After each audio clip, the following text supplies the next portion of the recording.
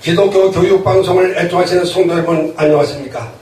저는 아산에서 올라온 원로목사 조한전입니다. 이 시간 여러분에게 말씀드릴 성경은 디모데후서 2장 3절과 4절입니다. 봉독해드리겠습니다. 너는 그리스도 예수의 좋은 병사로 나와 함께 고난을 받으라. 병사로 복무하는 자는 자기 생활에 얽매는 자가 하나도 없나니 이는 병사로 모집한 자를 기쁘게 하려 함이라. 아멘.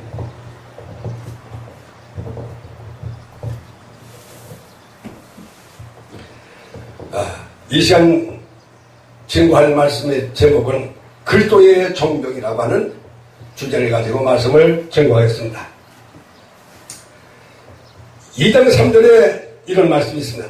내가 그리스도 예수의 좋은 군사로 나와 함께 고난을 받을지니. 사도 바울은 그리스도인의 생활을 군사로 비유했습니다. 왜냐하면 기독교인은 악령에 대하여, 죄에 대하여, 사탄의 세력에 대하여 싸워야 하기 때문입니다. 따라서 신앙생활은 하나의 전투라고 할 수 있습니다. 전쟁에는 승자와 패자가 생기기 마련입니다. 승자는 싸움의 고난을 기쁨으로 바꾸지만 패자는 고통을 감수해야 합니다. 신앙생활에 있어도 승자만이 하늘나라를 기업으로 받을 수 있는 것입니다. 그러므로 우리는 그리스도의 군사로서 올바른 자격을 갖춰야 되겠습니다. 첫째로 정병의 자격. 디모데후서 2장 1절에서 그리스도 예수 안에 있는 은혜 속에서 강하라고 한 것처럼 강해야 합니다. 육신이 불건하는 사람은 병물을 감당하지 못합니다. 이처럼 신앙이 강하지 못한 자는 그리스도의 정병으로서 할 일을 감당할 수가 없습니다. 육체적으로 정신적으로 강해야 하겠으니 신앙적으로도 강해야 하겠습니다. 그리고 총명이 있어야 합니다. 그리스도의 정병은 총명한 지혜가 있어야 합니다. 이는 우리들의 것이 아니라 기도와 성경 연구를 통하여 하나님께서 주시는 것입니다. 하늘의 신령한 은사와 지혜를 먼저 소유하고 이 세상의 지식에도 열심을 내어야 합니다. 다음으로 용기가 있어야 합니다. 신명기 20장 3절에 보면 그들에게 이르기를 이스라엘아 들으라. 너희가 오늘날 너희와 대적과 싸우려고 나왔으니 마음에 겁내지 말고 두려워하지 말며 떨지 말며 그들로 인해 놀라지 말라고 하신 말씀이 있습니다. 이처럼 십자가의 군병이 된 자에게는 담대한 용기가 있어야 합니다. 그래야만 이 세상의 많은 유혹과 정욕을 싸워 이길 수 있는 것입니다. 두 번째로 정병의 생활, 고난의 생활입니다. 군인이 되기 위해서는 훈련 때부터 무거운 무기를 들고 땀을 흘리며 노력을 해야 합니다. 때로는 육체가 견딜 수 없는 힘든 훈련도 겪어야 합니다. 또 전쟁이 일어나면 죽음도 불사하고 정해진 목표를 향해 전진해야 합니다. 그러므로 많은 고난이 이제 따르게 되는 것입니다. 신앙생활은 악에 대한 정리를 할 수 있습니다. 따라서 고난의 극복을 통하여 새로운 신앙 세계를 들어가는 성숙한 단계인 것입니다. 그러므로 사도 바울은 사랑하는 제자 디모데에게 나와 함께 복음의 고난을 받자라고 권면한 말씀이 있습니다. 사도 바울은 본서를 쓰고 난 후에 순교를 당했습니다. 이렇게 사도 바울은 자신이 몸소 고난의 참작을 보여주었습니다. 그러나 사도 바울이 그렇게 고난당하는 것을 불가피하게 당한 것이 아니라 그리스도에게 남은 고난을 내 육체에 채우는 것이라 라고 골로새서 1장 24절에 말씀했습니다. 그와 함께 되고자 하는 신앙의 열정 때문이었습니다. 사랑하는 성도 여러분, 우리가 당하는 고난은 그리스도가 당한 고난에 비하면 아무것도 아닙니다. 그러나 주님께서는 우리가 당하는 작은 고난에도 마음 아파하시면서 우리를 위하여 기도하시고 돌보아 주십니다. 그러므로 하나님의 은총과 축복을 삼은 여러분은 이 고난의 참념을 기쁘게 생각하시고 이겨나가시기 바랍니다. 다음으로는 헌신의 생활입니다. 군사하는 자는 군에 입단 후에는 절대로 군법에 복종해야 합니다.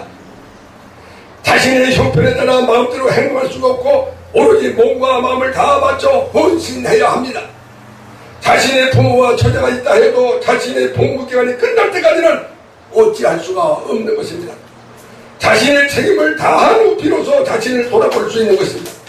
마찬가지로 그리스도인의 군사가 된 전도자도 이처럼 그리스도를 위해 헌신해야 합니다. 자기 자신을 완전히 희생하며 살아가야 되는 것입니다.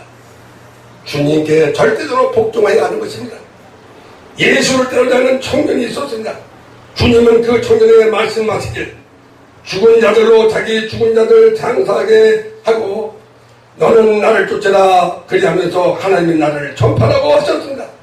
또 어떤 사람이 와서 주님께 말하기를 주여 내가 주를 쫓겠나이다. 그러나 내가 먼저 내 가족을 작별하게 하자 주님은 그 사람에게 손에 쟁기를 들고 주를 돌아보는 자는 하나님 나라에 합당치 아니하리라 라고 단호히 말씀하셨습니다. 자신에게 맡겨진 일을 위하여 최선을 다해야 하는 것입니다. 군인의 생활은 명령에 완전히 순종해야 하는 것입니다. 군대에서는 상관의 명령에 절대 복종해야 합니다. 그들은 자신들이 알지 못해도 상관의 명령을 무조건 따라 해야 하는 것입니다. 여기는 어떠한 이유나 조건이 없습니다. 다만 따르기만 하면 되는 것입니다. 그리스도를 따르는 사람도 이와 같이 하나님 말씀에 절대 순종해야 합니다. 우리들이 비록 하나님 뜻을 알 수가 없다 할지라도 무조건 순종을 하게 되면 하나님께서는 모든 것을 합력하여 선을 이루게 하십니다. 그러므로 성도 여러분, 기도와 말씀을 연관 가운데 하나님의 명령을 바로 하나 절대 순종하는 생활을 하시기를 바랍니다. 다음으로 군인의 생활은 충성의 생활입니다. 군인은 자신의 조국과 상관에 충성을 다해야 합니다. 충성은 자신의 몸과 마음과 정성을 다해 봉사하는 것입니다. 우리 성도는 세례를 받을 때 주님께 충성을 다할 것을 맹세합니다. 즉 작은 일이나 큰 일에도 자신의 능력을 다하여 죽도록 충성해야 하는 것입니다. 주님께서는 죽도록 충성하라 그리하면 생명의 결과를 너희에게 주리라고 했습니다. 그러므로 성도 여러분 죽도록 충성하여 영원한 생명의 결과를 소유할 수 있기를 바랍니다. 영국의 윌리엄 부스는 그리스도를 위한 군사의 모임을 만들었습니다. 이것이 바로 구세군입니다. 이들은 오직 주님을 위해 자신의 모든 것을 바쳐 희생하자 봉사했던 것입니다. 다음으로 군대에는 무기가 있어야 합니다. 군대에 아무리 잘 훈련된 군인이 많다 할지라도 무기가 없으면 아무 소용이 없습니다. 좋은 무기를 가지고 있어야 전쟁에도 승리할 수가 있습니다. 이처럼 성도들에게도 신앙의 전투를 하기 위해서는 무기가 있어야 합니다. 에베소 6장에는 우리 성도가 갖춰야 할 무기에 대해 말해주고 있습니다. 즉 진리의 띠, 의의 흉배, 복음의 신, 믿음의 방패, 구원의 두, 성령의 검 등을 말하고 있습니다. 우리는 이러한 무기들을 먼저 소유하고 훈련을 통하여 승리해야 합니다. 우리가 받아야 할 훈련은 기도의 생활과 성령 열구의 생활입니다. 이러한 훈련을 잘 받아야 정예된 군사가 되어 사탄의 세력을 물리칠 수 있는 것입니다. 다음으로 승리하는 군인의 특징을 말씀드리겠습니다. 명령 계통이 분명히 있는 군대가 전쟁에 승리할 수 있습니다. 군인의 수가 아무리 많다고 해도 명령에 따라 일사불란하게 움직이지 못한다면 반드시 패하고 맙니다. 육해공군 해병대, 그 중에 해병대는 숫자도 적습니다. 그러나 해병대의 훈련이 막강하기 때문에 그 훈련을 통하여 3군에 앞장서서 나아가고 있습니다. 그러나 지휘자의 명령에 따라 한 사람같이 움직인다면 승리는 언제나 확실한 것입니다. 해병대는 바로 명령에 죽고 명령에 사는, 명령에 복종하는 그런 믿음을 가지고 군사의 삶을 누리고 있습니다. 그 때문에 해병대가 강한 군대가 되고 있습니다. 바로 우리도 아멘으로 날마다 순종하여 일사불란하게 움직여야 하는 것입니다. 군인 정신이 추천해야 합니다. 군인 정신이 추천한 군인은 자신의 책임을 분명히 인식하고 용감하게 충성을 다하게 합니다.